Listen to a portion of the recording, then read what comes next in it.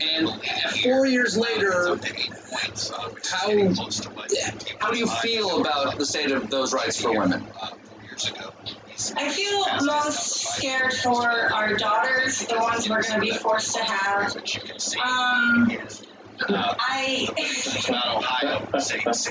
trying not to be as crass as I was last time. You were crass, you were honest. You were honest. It is one of the few lines I remember. It's cool that Amy Coney Barrett is so pro-life, except when that life needs health care.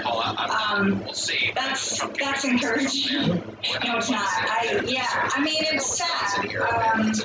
But, you guys can get Plan B online, and Plan C, you should all get that. It's called Moving to Canada. Check that out. Charlemagne, Donald Trump made a big push for black men this time around. How do you think that outreach went? I mean, I'm sure he captured a few, but black men are the second largest voting bloc for Democrats, so I doubt he captured enough to make much of a difference. But I mean, he did target black men. They had ads directed directly towards black men. I've seen a couple, and I was like, wow, that was powerful. If I didn't know any better, I might buy into that. What was powerful about it? The ones that were highlighting Joe Biden's record, because he does have a disgusting record. He's one of the architects of the war on drugs and mass incarceration in this country. And you can't just look past the 86 mandatory minimum sentencing and the 88 crack laws and the 94 crime bill. So if you're a black man and you're made aware of these things Biden has done, and Trump is calling him out on it, saying he's going to be the opposite of that, you might support it. Me personally, the kind of systemic racism that Joe Biden has been a part of in this country, I can handle that. But the fascism that Trump brings, I can't handle. So even though Biden's ruined black communities in the past, Trump and what he's implementing now will ruin us more in the future, I believe. It's sort of in a related question, Maz, many Iranian immigrants to the United States have supported the president. You're of Iranian descent. Why do you think, in the light of the Muslim ban, which he essentially implemented even after the court said he couldn't by changing it slightly, what is the reasoning behind that support, do you think? I think a lot of Iranian immigrants think that Trump is somehow going to get rid of the Islamic Republic of Iran, which, let's be honest, it's an oppressive government. But there's no plan there. Matter of fact, I was playing soccer one time, and this one Persian dude comes up to me and goes, Maz, I'm a big fan, but please stop making fun of Trump. I go, why? He goes, he's going to get rid of the mullahs. I go, how? He goes, I don't know. He's just fucking crazy. I was like, that can't be a strategy, bro. That's not a foreign policy. You can't just say that.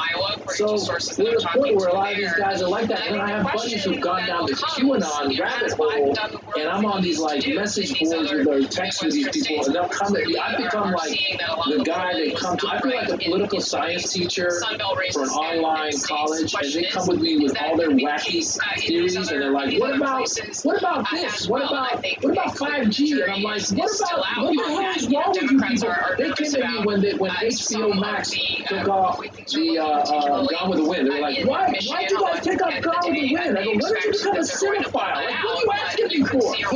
What is the link between Gone with the Wind and Iranian Americans?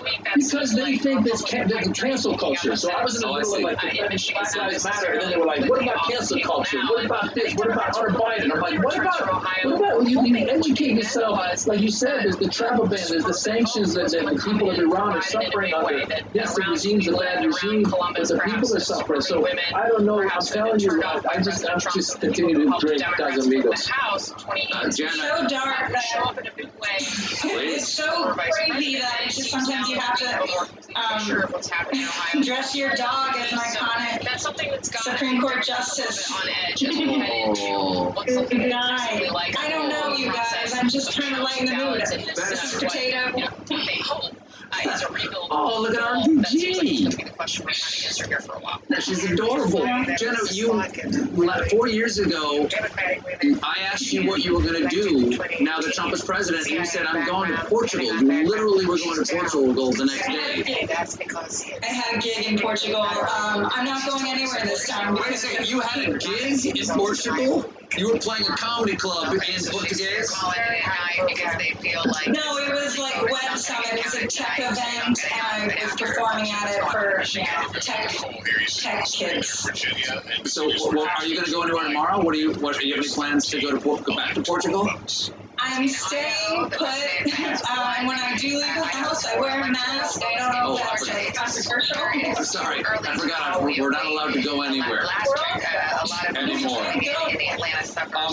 As the night winds down, any final thoughts, Charlemagne? Anything to leave us with? I guess my final thought is, simple. This administration, the Trump administration, has showed us who they are. The question is, will America continue to let them be?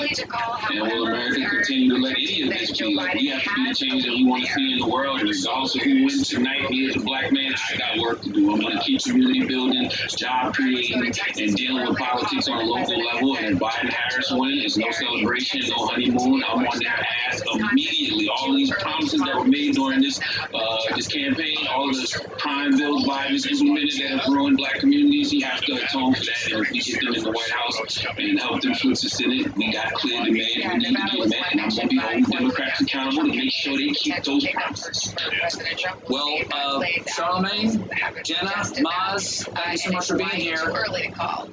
And stay safe, buy potato, stay sterile. All right, hopefully we're happy tomorrow. I hope so, though it may not be for a few days. Are we going on to our friends? The president and CEO of Voto Latino, Maria Teresa. How are you feeling at this hour? Two other networks, one of which is not CBS. And just by the indication of your face, tell me how it's been called. Oh boy. What I do see is that the Latino vote has basically helped. Sure, give me the Ohio card. Why not? We have a call. We have a call coming in. Because again, the Latino vote. Thank you. Something to keep in mind in Pennsylvania and Michigan and Wisconsin. We are right now. Okay, this is the presidential race. It's in the presidential race, right? Okay. So maybe see the map up there? That's CBS's map, and it doesn't have this, what I'm about to say. Okay, I might get a Sharpie out and just color it in. Not CBS is ready to call one of the big states in play tonight, Ohio, has just been called for Donald Trump. It's gone from the Buckeye State to the fuck why state? What do you expect? Is the same solid judgment that took a perfectly good bowl of chili and said, no, this means spaghetti? Well, you know the old joke about Ohio, what's round on both ends and fucked in the head. Ohio. All right. There you go. You know what? I would love some music. Some music would be lovely. Let's. Hi. How are ya? Keep it light. Late show. Okay. Am I standing up for this, or am I just doing it here? We're just doing the thing here? Fantastic. Are we still in the air? It's got to be, we're past midnight. What did we push? What did we push? A rerun of Homeland or something? What was supposed to be? No. What was supposed to be on now that is not on because I'm doing this? I want an answer. Aren't you president? Well, hey, they might get another season. And now, debuting their new song, Generation A, inspired by the current climate of the country, with a hopeful message to the youth. Arcade Fire.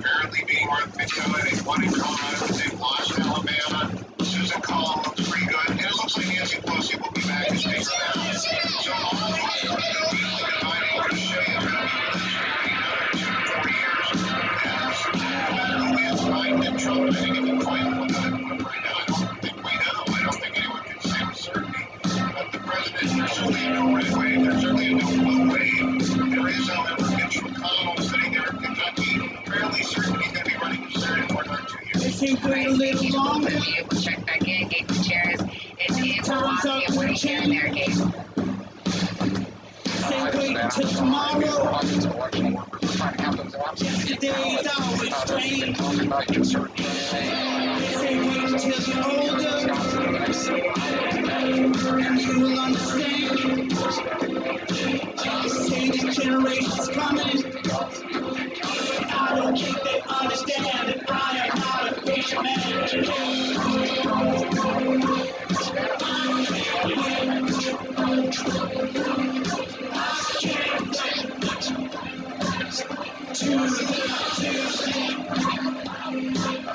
They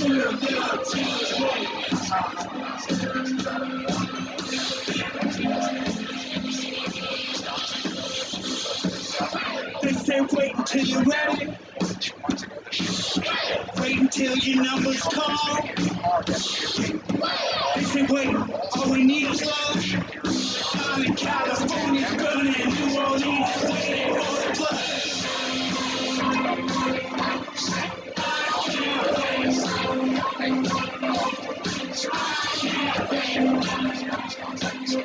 Your love,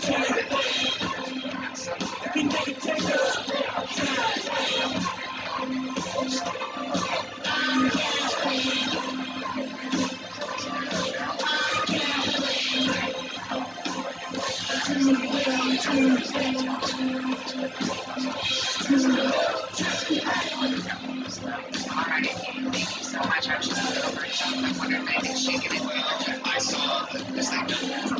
It's a summer of love. This is the summer of love.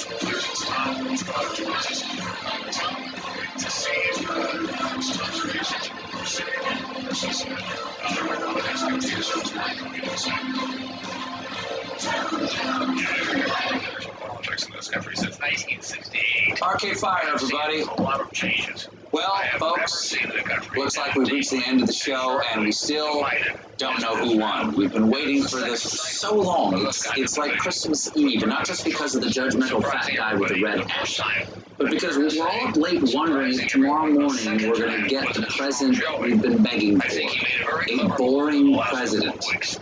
Like you, I'm exhausted, not just from tonight, although, yeah, but from the past 4 years, I've been on high alert since early in the morning, November 9th of 2016. Now, my blood pressure is within normal range for a truck tire. You could roll my aorta over a gravel road, I wouldn't feel a bump. For 4 years, Trump has kept this entire nation's emotional meter hovering over in the red zone. And every time you think you can take your foot off the gas, a caravan of Trump trucks tries to run you off the road. So I understand your stress. I do. But now I'm going to say something a little controversial, so don't get mad at me. It's actually a good thing we don't know who won yet. Stop that! You don't exist! Stop it!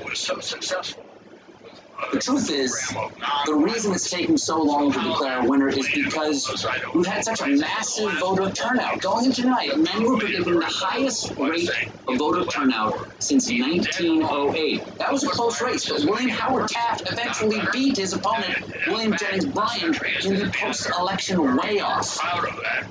The point is, this year, millions of you braved the pandemic, an army of poll watchers, even the post office, just to make sure you got to vote.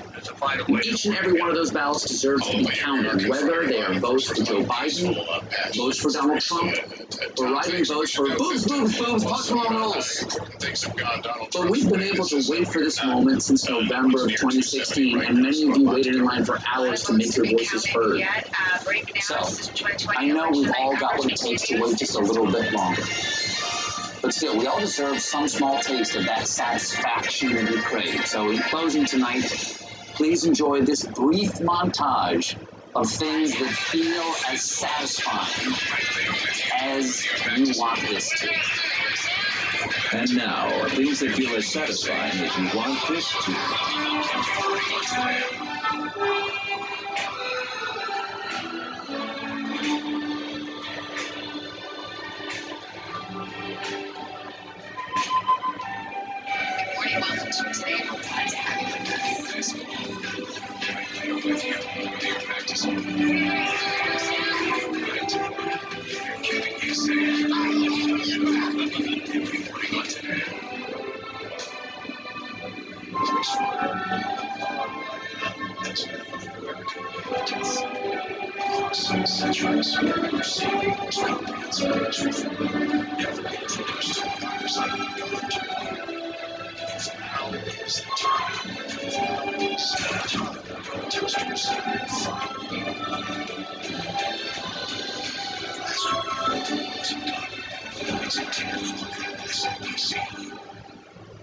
We'll see you tomorrow, America, on CBS. Good night. Joe Biden's choice to be next in line. Kamala Harris. Join me to read as I explore life's journey from Brooklyn to Washington on my 6-part podcast. Come, next in line. New episodes every Monday. Subscribe for free wherever you get your podcasts. Together with your thoughts, needed to battling coronavirus. You're not just any patient, you're their friend. Say what?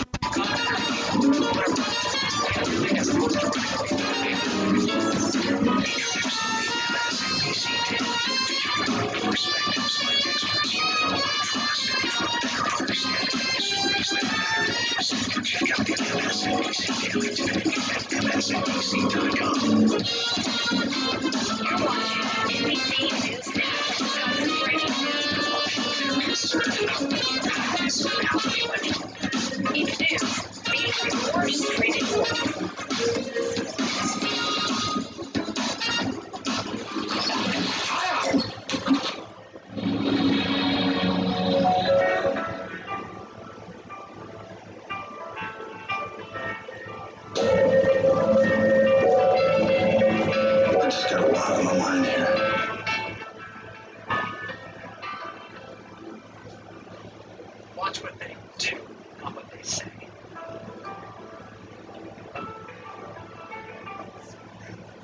President Trump and Joe Biden hit the trip to center of this campaign coronavirus story. The battleground blitz as we enter the final stretch of the 2020 race. From April. If you were sitting here talking to Joe Biden and President Trump, what do you want to tell them right now? The Wednesday heat waves are expected to last another 24 hours. We now have 2 vaccine rounds on hold. Should people be concerned?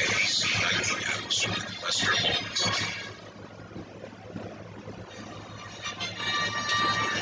And those are the states we await as the Decision 2020 election night rolls on. There's a lot more votes to be counted, and it's kind of a jump ball at this moment. Look, you even said it. You said coin flip. I think that's where I'm at right now. I'm not ready to say I think I know anything about what we thought Wisconsin and Michigan do.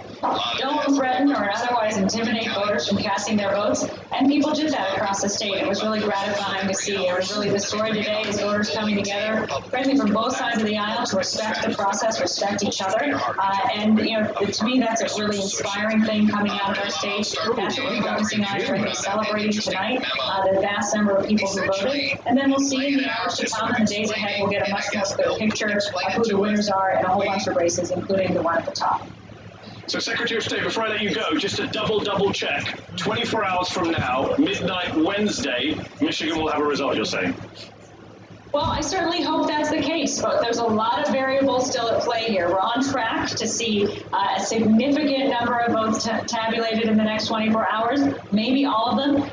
Now, if there are other issues at play, we may go into Thursday. We're going to keep updating you all every hour throughout the hours to come so that people know, as we know, information and what to expect. But the bottom line is I do think we'll have a much clearer picture of the tabulation of votes in Michigan than we do now in the next 24 hours. Secretary of State, thank you so much for your time. All right, thank you. Have a good evening. Back to Shauna and Beth on our panel. Shauna, Beth, let me bring you in. What do you make of Michigan, what we just heard from Jocelyn Benton? 24 hours more. Are Americans ready for this? The waiting game? Patience? Is she put it? I don't think we have a choice. As long as Joe Biden and President Trump stand back and let the process unfold, so far they have. That's good. We haven't seen any candidate come out to proclaim victory or proclaim him or himself to be ahead. So let's let this continue to go. I thought that the Secretary of State had a very good story to tell, that, you know, Michigan really helped expand the franchise in that state and make sure that people's votes got counted, that people went peaceably to the polls, there weren't any threats from people's firearms. I mean, it was a good story. And so let's find out what the result was. But, you know, I still have to say, you guys, this is not the result that Democrats expected or wanted or hoped for. And everybody can say, oh, well, let's let the votes be counted. But let's face it, a lot of the promising races that Democrats were looking at, including, and of course, at the top, the presidential, really isn't coming out quite the way Democrats expected. I mean, this race was a referendum on Donald Trump. 4 years ago, Donald Trump was the change agent. He was the unknown commodity. People took a chance on him. This time, people are coming out and voting in droves for a president who has been extremely divisive, who has mismanaged the biggest challenge he's faced in his presidency, which is the coronavirus, and yet he still retains this extraordinary level of support across the country. And yes, Joe Biden is seeing a surge in votes in many places and among many groups, but that Trump vote is extremely loyal, and they are coming out for him through thick and through thin. And I think that's something that we all need to come to grips with. This is the country that we live in. We have a lot of people who are very loyal to this president. NBC News is reporting that Joe Biden is planning to speak tonight at 12:30 a.m. So that will be coming shortly. Sean, I want to go to you and pick up on a point that Beth just made about this not meeting the expectations of Democrats. Is there anything you're seeing in the results that are good for Democrats in terms of where they could have done better with those Midwestern voters in the 3 states that we know now we're going to be waiting for, especially with Michigan, at least 24 hours? Is his performance in some parts of Ohio and Minnesota, is that predictive of how he may be doing in the vote counts that are still out in those 3 Midwestern blue wall states? I think that's a little hard to tell right now. I mean, one thing that the Michigan Secretary of State, you know, if you're looking at the Michigan numbers, those counties, Wayne County around Detroit, there are, I don't even think 50% of that vote is in, though I'd have to like turn to my computer and check. So I think it really is about how much, and we've said this before, and you know this, Darlene, how much can Joe Biden overperform in those counties that include those big cities and then those suburbs around it. I do think there were some promising signs, like moving away from the Midwest to Texas, my home state, in counties like Williamson County that seemed like Joe Biden was overperforming a little bit, and that's a county that's outside of Travis County, which has Austin, Texas in it. And so the question is there slow movement for Democrats to overperform in sort of those exurb counties? And I think a lot of people are going to start to parse that as the Democrats try to figure out what did they learn, what did they do well, and what did they not do well. I think one other thing that I'm curious about, the last time I checked the Arizona numbers, Mark Kelly, who's running for Senate on the Democratic side and appears to be winning, has more votes than Joe Biden does. And while I haven't been able to go into the exit polling, and I'm not even sure the exit polling would show this, I'm curious about why Mark Kelly is overperforming the guy at the top of the ticket, right?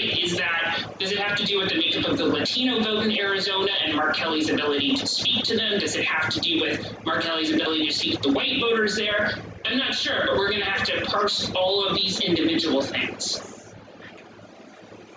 It's a very good question, and I think, especially in terms of the Latinx vote, it is very diverse, and so I think we're going to be unpacking the consequences of that diversity for weeks and months to come. Joining us now is former Republican Congressman from Florida, Carlos Corbeil. Carlos, I want to begin with some of what we're seeing in the exit polls regarding Latino voters in Florida. More Latinos are supporting the president than they did 4 years ago. What does that say to you, and break it down for us? Good morning from South Florida. Yeah, one of the big stories of tonight, no matter who wins this election, is going to be the growth that Donald Trump and Republicans have seen in support from Latino voters from 2016 to tonight. It has been remarkable in Dade County. Just to give you an idea, Hillary Clinton won this county by almost 30%. Tonight, Joe Biden is winning this county by 7 percentage points. I've seen reports out of Texas with similar swings. So it is obvious that the Trump campaign really did connect with a lot of Latino voters, and that in some regards, the Biden campaign fell short. We're seeing that play out in Florida, in Texas, in Arizona. It does seem that the Biden campaign has had more success with Latinos. But here in South Florida, a place where Democrats had been making big gains with Latino voters and other ethnic minorities, tonight they have fallen way short, and it's one of the reasons. Speaking of those exit polls, again, about a third of Puerto Ricans in Florida and over half of Cuban Americans supported Trump there. We've spoke so much about Cuban Americans tending to be more conservative, but why are a third of Puerto Ricans in Florida supporting President Trump? If you recall, Hurricane Maria impacted so many on the island of Puerto Rico who have family members in Florida. Well, that's right. I will say that the influx of Puerto Ricans to Florida and their impact on elections has been overstated.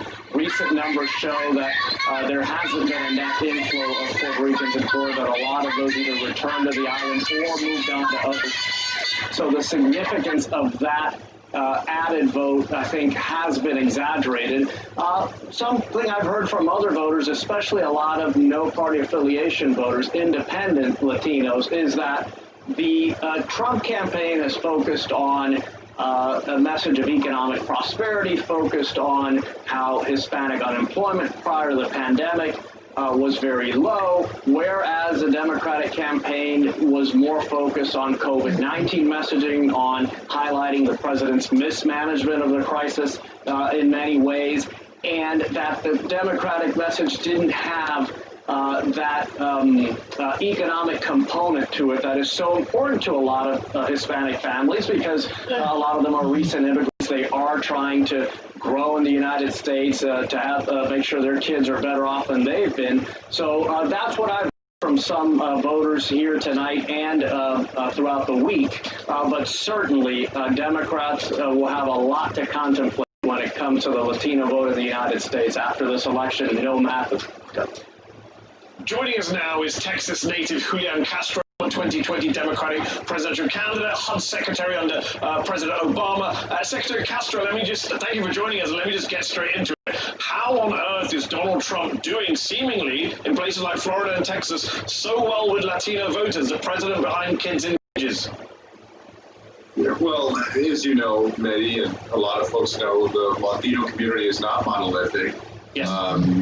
For many years, generations, Republicans have run stronger among Cuban Americans and these days Venezuelan Americans and a couple of other groups than they have among Mexican Americans in the Southwest, for instance. And what we're seeing tonight, at least it's early, but what we're starting to see is even a difference in Hispanics in big urban cities or counties and border communities.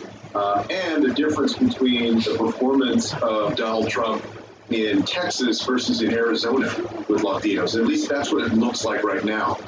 So, look, I believe that Joe Biden is going to pull this off, that he's going to get to 270. But I agree with the notion that there needs to be a deep dive to understand what happened in terms of underperforming where Hillary Clinton was in a slew of counties. In Florida, in Texas, perhaps a couple in Arizona and other places with the Latinx community. That's something that I'm confident will be done and should be done, because this is still one of the fastest growing demographics. Yes. And it's kind of ironic that we're talking about potentially a new electoral map where you have Texas that's very competitive, Arizona that seems to have gone for Joe Biden, places like North Carolina and Georgia with growing Latino communities. And yet, clearly, there's work to be done with respect to the campaign and the Latino community. Secretary Castro, talk to us about what's happened in Texas tonight where you are, because we've seen Senator John Cornyn win his election battle with MJ Hagar, the Democratic challenger. There were some hopes there that he might be toppled. I remember a time when I was asking you if you were going to run for that seat, and then, of course, there's the presidential race. Again, there were high hopes. What do you make of it? Explain to us what's happening in Texas. Well, look, I mean, overall, the trajectory is very positive, right? In 2012, 8 years ago, Barack Obama lost Texas by 16 points. Hillary Clinton, 4 years ago, lost it by 9 points. This year, it's very, very close. Let's say that, even if Democrats end up losing it at the top of the ticket by 2 or 3 points. I mean, you can see where Texas is headed. In addition to that, we're going to pick up a number of, I believe, state house seats and some congressional seats, probably. So there is